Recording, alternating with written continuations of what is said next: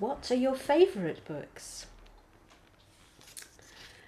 My favourite books can be any genre, any author. They are books that grab me on the very first page, and just that make me feel relaxed when I know I'm in the hands of a good storyteller. And it pains me to admit it, but yours do fall into that category. Well, thank you very much. I like. I've always said there's only two kinds of books. One where you get annoyed, when you've got to stop reading it, and the other sort when you don't really mind. And that can be, like you say, it can be anything. It can be non-fiction, it can be history, as long as it's well written, an interesting story, well told. I remember reading A Place of Execution by Val McDermid.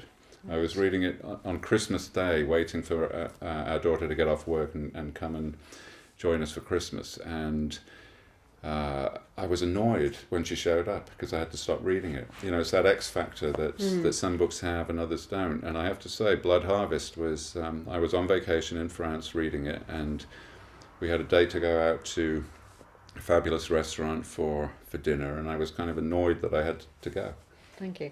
But also, don't you think that when you get to the end of the book, you want to carry the story on? Do you find that? Yeah, I mean, I want to know what happens to the characters after. That's always a sign of a great book for me. Yeah, and you have fun thinking it up. I mean, I think the test there is if you don't immediately start reading another book. There are some books that are so satisfying, you just give yourself a few days break. I quite like to invent happier endings for your Reacher books, you know, like the more romantic ones where he sails off into... That's how I knew I was going to be a writer, actually, because I found a book on a plane. You know, somebody had left a paperback book in the seat pocket, and I started reading it. It was really good. But the last chunk of it was missing. You know how paperbacks are sort of glued together in twelfths or whatever it is? The last chunk was not there. And I thought, now I'll never know what happened. Then I thought, you know what, I can just make it up. He made it up. Why shouldn't I make it up? And then I had real fun, like you said, just inventing my version of the ending. And I've done that with quite a few books. I just deliberately stop reading them and make up the end for myself. I sometimes get readers rewriting my endings. They rip the last pages out, they rewrite them, they send them to me. Oh, well, that's good. Just file them away and use them in the next book. Is it my turn? I think so. Okay, here we go. When was the last time you cried? Ooh. Wow, that's a question. When was the last... To be honest, it was about 2.5 years ago when Barack Obama was elected. And were you crying tears of joy? Tears of happiness that, that long national nightmare of George Bush was over. Right. And we had a new start, a new dawn. That was just a great, great night, November 2008. I cried on Thursday night when you won the... No, actually, I did. No, I did cry. But I cried at P.D. James's speech.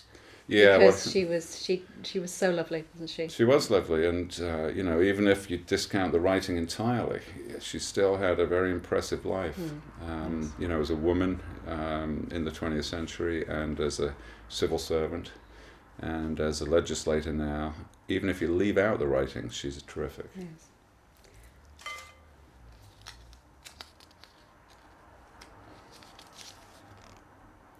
What are your favourite sports?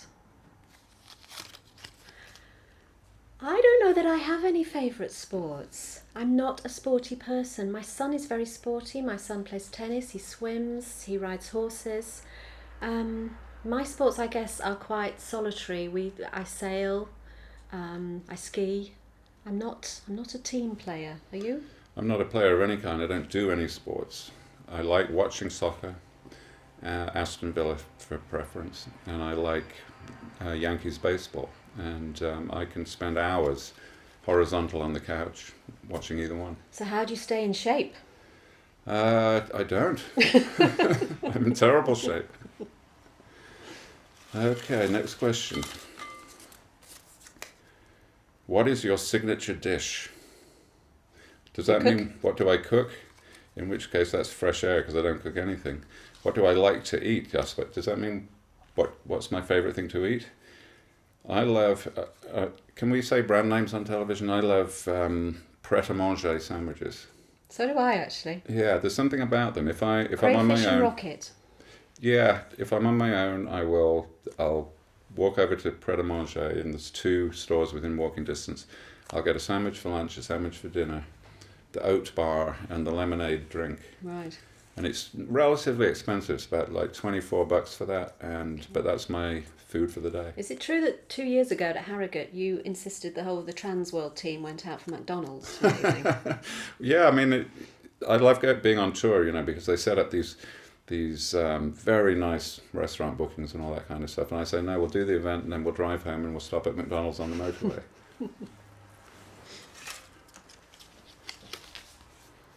What is your earliest memory?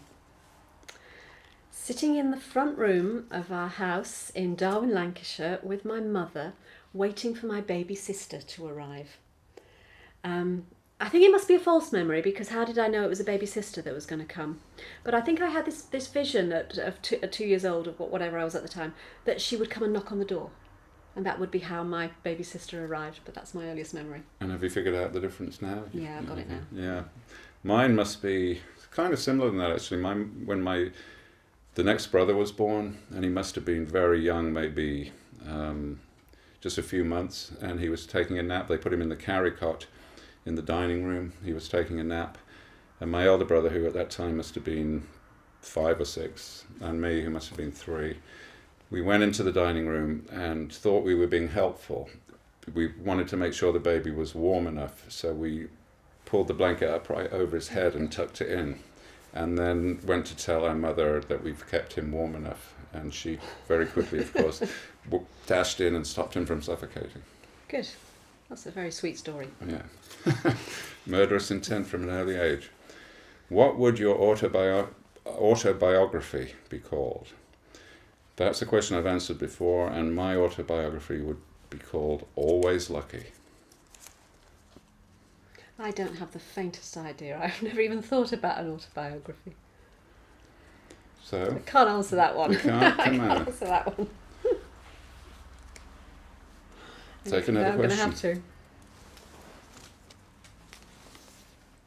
What's your favourite biscuit? I'm a bit of a snob when it comes to biscuits. It's not custard creams or rich tea or any of the sort of popular brand names. I tend to go for the high-end ones with oats and honey and raisins. And You're a health freak, in other words. I'm not a health freak. I just like proper food. I like so many different biscuits. I like ginger nuts. I like Jaffa cakes. I think best of all, though, I like dark chocolate digestives. They're not bad. In fact, driving up here, I had to stop for diesel. And that's not going to work, is it? Diesel on your hands? No, but I use No. the gloves. Okay. I use that. I'm a wimp. I use those gloves that they give out. So I filled it up with diesel, went in to pay, and they had a packet, not the big packet, but the squat packet of chocolate digestives, and so I bought them and I ate them all between Leeds and Harrogate. You do not deserve to be skinny, do you? You really don't. It's worry. I worry a lot. Have you done enough yet? Is it mine? Here we go. Come on. One last one. What book is currently on your bedside table? I'm glad you got that one, because I picked that out earlier when I was practicing and I can't remember. I actually can answer that very easily because I don't have a bedside table. Oh. My apartment is extremely minimalist. It has a bed with no bedside tables. So had it been what book is on the floor by your bed... You're a Kindle user, aren't you? I have a Kindle, so yeah. So what's on your Kindle waiting to be read?